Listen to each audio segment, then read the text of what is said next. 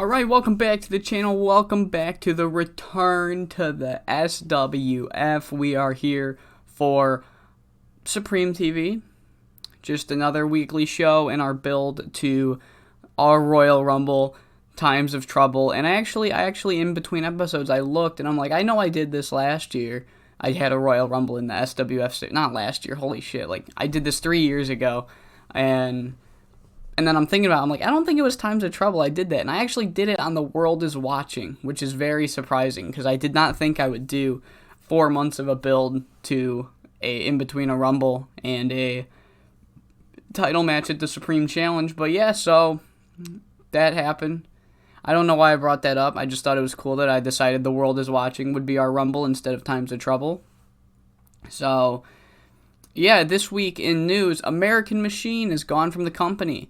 His contract expired. I didn't really use him ever, and he's gone. So I'll give you updates on his career if he ever does anything. And speaking of updates, NYCW has a new owner, and I got the email that says there's a booking position available. So I'm like, oh my God, oh my God, Steve Flash got promoted. Because in my head, I'm like, if somebody bought the company, then they'd just keep Steve Freely as the owner. No, PGHW legend Stuart Ferdinand took over NYCW and just was like, yeah, Steve, you're not the booker anymore. Just kicked him out. I was like, what? That was funny. That was really funny to me. But yeah, Stewart has taken over NYCW in the wake of Larry Vessey's death. And in other news, Floyd Goldworthy's contract with TCW expired, and I really came close to trying to steal him and kind of replacing Squeaky McQueen with him after seeing that not only does Davids have bad chemistry with him, so does Maddie Faith, I think it was. He was either Maddie Faith or Ranger. I think it was Maddie Faith. But at the end of the day, I'm like, the penalty he's getting as the manager isn't big enough for me to want to cancel the storyline and just replace him with Floyd Goldworthy. Because then again, there's no guarantee that Floyd Goldworthy won't have bad chemistry with these guys. And I don't have the full long-term plan for how Squeaky McLean's manager run will end here in the SWF, but I've always kind of just in the back of my mind like, this might not last that long. So yeah, but Floyd Goldworthy not coming. And the final bit of news is Chris Caulfield, Dave, USPW legend, is retiring. And I just wanted to let you guys know I was so close to signing him for the Supreme Rumble, but in the end I decided not to do it. Because if you sign someone like Chris Caulfield, I don't want him to just be a one-off, because he's never worked for the SWF, so it'd be kind of weird to have this wrestling legend just do a one-off. If it was somebody like Jack Bruce or Christian Faith that was doing a one-off appearance in the Rumble, that's different. Like, they've worked for SWF, you got their SWF run. But if you bring in Chris Caulfield and all he does is the Supreme Rumble, that's a bit... like, that's it, So, I didn't do it, and now he's retiring. So, I really do wish I did it, but I am not rewriting my over 19-page Word document for 1 minute, because I'm leaving it. It took me, 5 hours to write, and I'm fine with that, and I'm really happy with how it turned out again. And I'm not going to forget, we're doing a show rundown. Tonight, we have Dominic DeSousa versus Greg Gage. Last week, Greg was like, fuck Sam Keith, fuck the Keith name, I'm Greg Gage. And Dom's like, you're such a bitch. You used your father to get you signed, all because you're jealous that your other brother's better than you or whatever.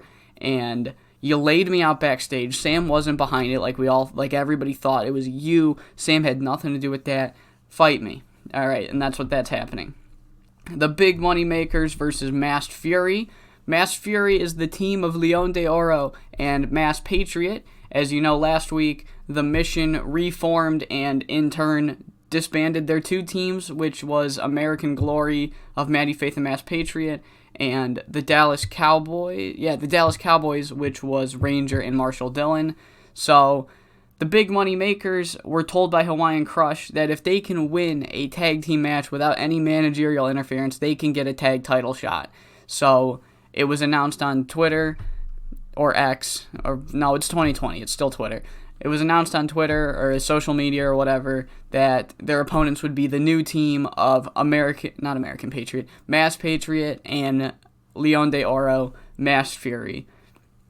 And after that, we have the Texas Tornado Tag Team match. We're running in Texas, baby. Yeah. Pain Alliance versus Lenny Brown and Rogue. Lenny Brown was very disappointed in the Pain Alliance trying to use underhanded tactics. He's like, where's the fucking Pain Alliance that would just kick ass and take names? What's this pansy alliance we have here?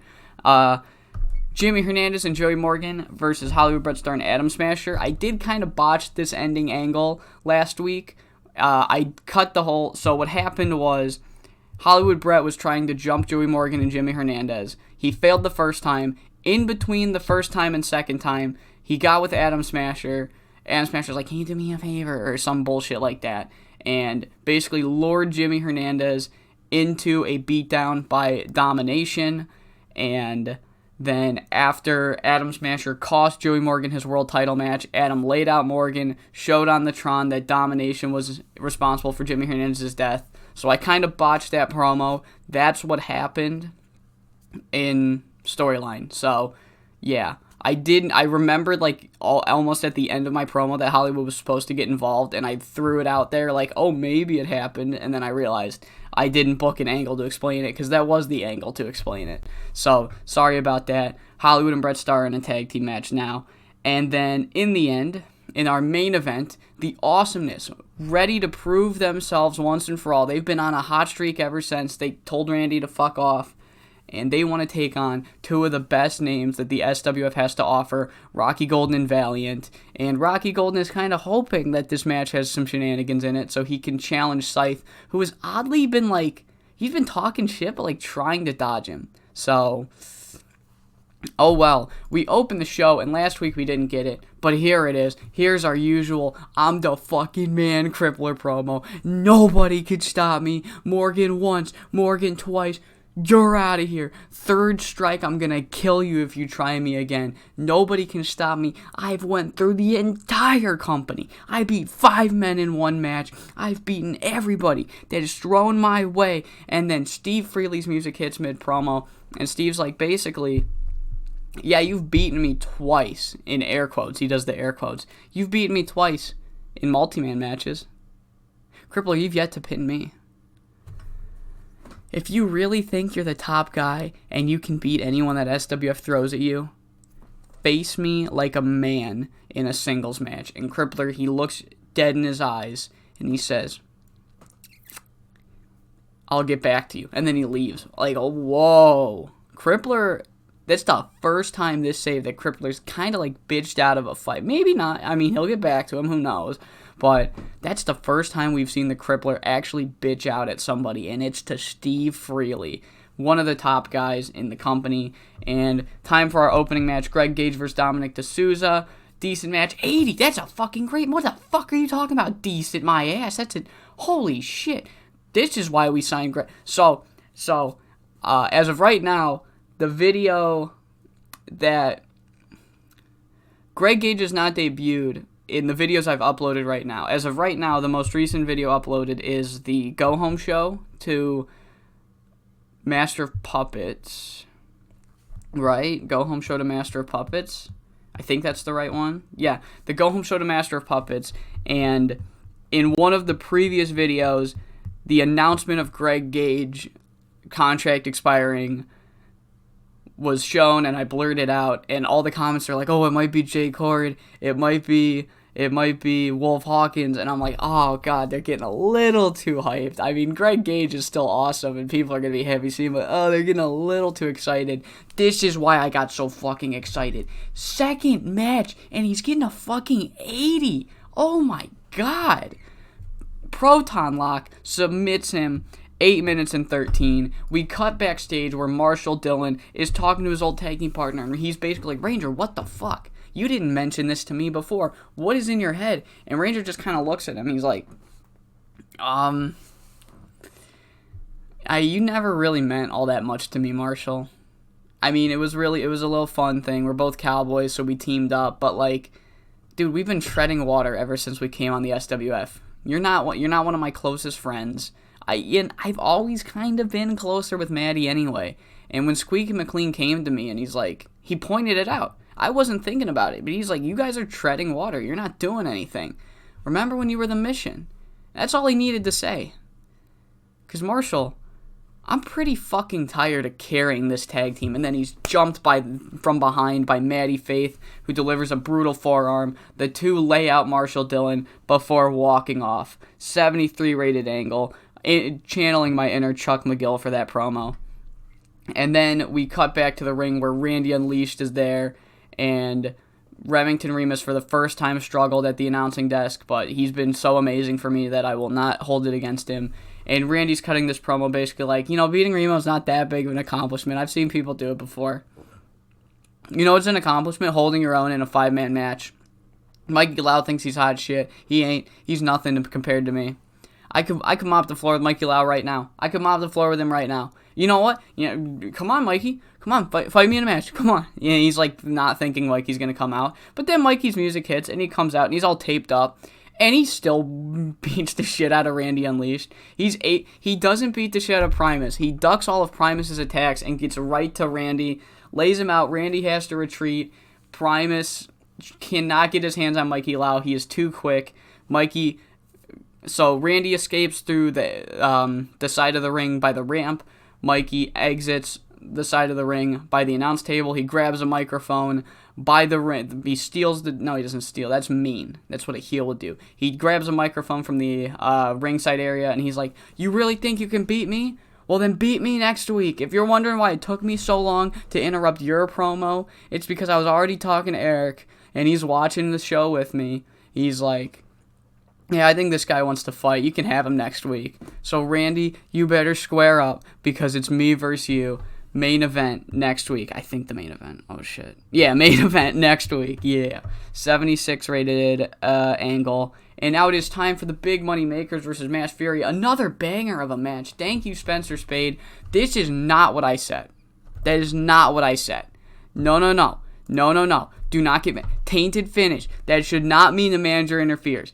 I wasn't going to remove the managers. I specifically said they could have them, and that was the story, was that they just stood their game. They did not interfere, okay? I hit Tainted. Do not hold that against me. The managers did not interfere. However, Spencer Spade did kick him in the dick. Mass Patriot's in the ring with Brandon James. Brandon flops, like Patriot hits him with the dropkick. Brandon over-exaggerates Shawn Michael, flops right into the ref, and the ref's distracted. Spencer quickly runs in. Boom, Dick Kick City. Boom, takes out Leon De Oro. Brandon real quickly runs back to Mass Patriot. Franchise flatliner. Chrissy Angel did not interfere. She stood there like a amazing woman that she is. 78. And High Flying Hawaiian and Akuma, they're pretty much like, that was very disappointing to see that you found a loophole in our plan. However, we probably should have seen that coming, so as mad as I am, you will still get your World Tag Team title match, but you think I'm mad? You should be more worried about Akuma, who is fuming, and Akuma, it cuts to Akuma, he's just standing there, just like no emotions changed. He is pissed, and we're going to take all of our frustration out on you next week. You want your tag title match? You can have it as soon as you want. And he drops the mic. So next week, we're going to have a World Tag Team title match. Oh. We cut backstage, and we see three men together that we have not seen together in a while. And it's Unleashed Awesomeness. Randy finds Huey and Jefferson backstage, and he's just like, I waited for you guys. I know you know what I did for you. I know you know I took out Justin Sensitive. And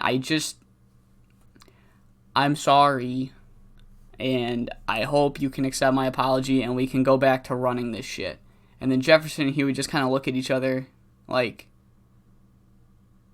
Randy, we know you. You're a manipulative asshole. And we know that because we are that too. So if you want to prove to us that you're really sorry, your actions can speak way louder than your words. We really appreciated it. It was very out of character for you to take out Justin Sensitive and not announce it to the world.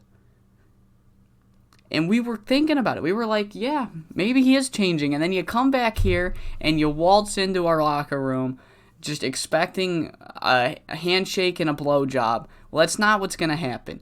You really pissed us off. You didn't give a shit about BJ. BJ was one of our closest friends, wink, and you didn't give a shit about it when Fame and Money killed her. She's like dead. I think she's still in the hospital. She hasn't been at the company. We had to fire her because she couldn't show up to work. And you think you can just walk back in here saying you're sorry? You can keep your apology. You can shove it right up your dick hole and take your ass back out of our locker room. And then Randy, he's about to go, and he fight it, and then he stops himself. He's like, all right, and then he walks away. He holds it in. 84 for that angle. Texas Tornado match and the fucking Pain Alliance. Lenny Brown got what he wanted. The Pain Alliance delivered pain. Kurt Laramie looking like he was back in the Dave, back in XFW. Fucking Spot Fest, tables, barbed wire. They went all fucking out. But in the end, Lenny Brown and Rogue, they win the match. Lenny Brown hits Big Smack Scott with a star treatment, gets the victory, 77 rated match, and Lenny Brown's bleeding. All four of them bladed in this match. Lenny Brown's bleeding, and he's battered. He's got his title around his shoulder, and he's like, nobody can stop me right now. Anybody that thinks they can take this, as he lifts up the North American title, you can come and try me next week. I'm on one of the best runs of my life right now. Nobody's going to stop me. I'm going to hold a third open challenge for anybody that thinks they can ruin the greatest run in North American title history. Come at me. And yeah, Rogue there to hype him up.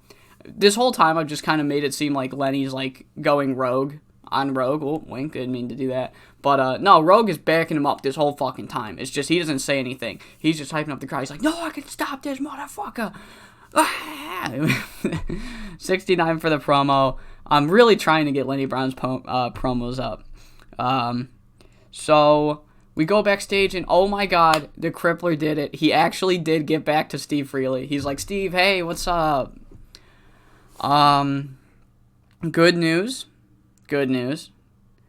You can have your world title match. You just need to prove it to me. I mean, you came back and you've lost so much. If you really think you're that good, then, you should have no problem winning a number one contenders match.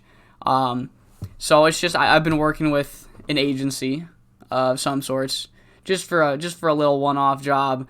And, so, yeah, if you can win your number one contenders match against Bear Bukowski, and the second he finishes his name, Bear Bukowski comes running in from behind, pounces him right into the fucking lockers, and then all three men start beating him down, and Crippler's yelling, don't ever fucking test me again! You're gonna go through this mountain of a man, and then when you come to me, I'll kick your ass harder than it's ever been kicked before. Christian Faith ain't got shit on me! And he goes and he walks away. 82.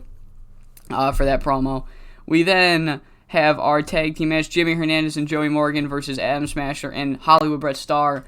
And big surprise, fucking 90, holy shit, big surprise, Jimmy Hernandez picks up the victory, pinning Adam Smasher with a super kick, 90 rated match. I'm sure everybody thought Adam Smasher was going to win this match, or that they'd cheat or whatever, but no, Jimmy Hernandez pulls through. He is taking names right now. Beats Adam Smasher, wins the match, and after the match, he learns why nobody beats Adam Smasher, and that is because Avalanche, Chill, and even Justin Sensitive, they all rush the ring and just start beating down. And Adam Smasher, he's fucking losing his mind. He's smashing the ring. He's shaking the fucking ropes. He is losing his mind. He's like, Jimmy, you dare get in the way of progress. You're gonna learn what happens to evil men like you. If you think you can step to me, if you think you have what it takes to ruin the good name of the SWF, then you are gonna get fuck you. You're gonna get what's coming to you. At times of trouble, it's gonna be me versus you, and I'm gonna prove the world that you're a phony, you're a fraud, and you couldn't beat your meat if your hand was on your dick. Fuck! And then he walks away. So yeah, weird line by Adam Smasher, saying that he couldn't beat anything. but I'm sure Jimmy Hernandez doesn't need to beat his meat anyway. 96 for that. I just like that I'm fucking cutting these ridiculous fucking promos, and then the game's like 96. It was amazing. So yeah, that is our second match pre-booked for Times of Trouble. Supreme Rumble and Jimmy Hernandez versus Adam Smasher. Supreme Rumble, while I have the time and while it's still in my head, there are two rules that are slightly different than a WWE Royal Rumble that Eric Eisen has been announcing throughout. Every time there is a, they'll do like hype packages for Times of Trouble. They'll show the list, they'll show the rules of the Supreme Rumble, because in the Cornellverse, the Royal Rumble hasn't happened before, so they can't just be like, oh, we're doing a Royal Rumble, and then the crowd won't be like, oh, okay. So just for you guys, it's literally a Royal Rumble, except the only two rules that I've added are that it's 2-minute intervals instead of 90-second intervals, just because that's what the match type in the game literally says. And the other rule, this will come into play during the match, is that Eric Eisen has stated to prevent people from camping. That's a really wild term. I don't know why Eric said that. To prevent people from camping, if you cannot make it into the ring after your... So, okay, if I'm number 23 and, the horn goes and my music hits, if I do not make it into the ring by the time that the horn for entrant number 24 goes, you forfeit your spot. If you refuse to enter the ring within the 2 minutes, you forfeit your spot. Obviously, there will be some lenience if you get jumped, but, that's not going to happen. So, yeah, that's just one thing that I hated in Royal Rumbles is, people camping without, because it's oh, why'd you enter the match? Because for storyline reasons, they wanted them to enter the match when there's 4 people left, but it's why didn't you just enter when everyone else eliminated? They're not stopping fighting. But, so yeah, those are the two rules that I've added to the Supreme Rumble. And then we have a match announcement for next week. Marshall Dillon will be taking on Ranger. It is made official. And then in our main event, yes, I know, in our main event, 90 rated fucking matches, 2 in a row. Oh my god. Dude, the SWF is thriving. The SWF is thriving. Everybody sub to the SWF network. SWF's thriving. Rocky and Valiant do come out on top. The Awesomness give an amazing performance, but end up short. They come up short. They really gave it their all, and it was a really close match. And after the match,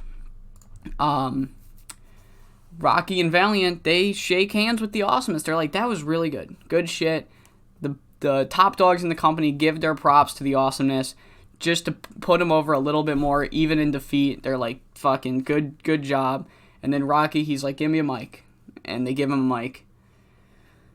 And he looks right at the entrance ramp. He says, Scythe. And then his microphone is cut off. And he's like, what the fuck? They give him another mic.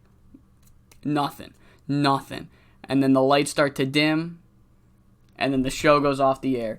Scythe is just fucking with production just so Rocky Golden cannot call him out. Allegedly. We don't know. Maybe there was technical difficulties.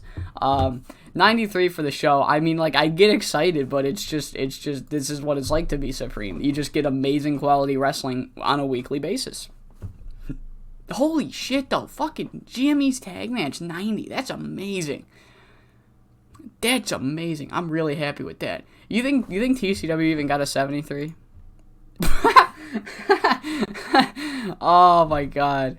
Not a bad main event. It'd be better if it happened in 2016. But wah wah. Wah wah. Come on, guys.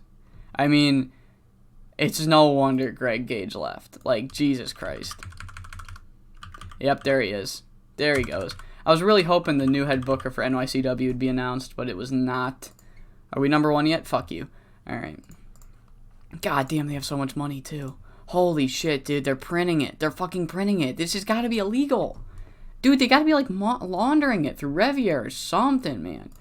Fuck. But yeah, that's going to do it for this edition of the Return to the SWF. I hope you all enjoyed. I hope you all are still excited for this Royal Rumble that I'm still really proud of how it turned out. And yeah, I hope to see you all for episode number 26 of The Save.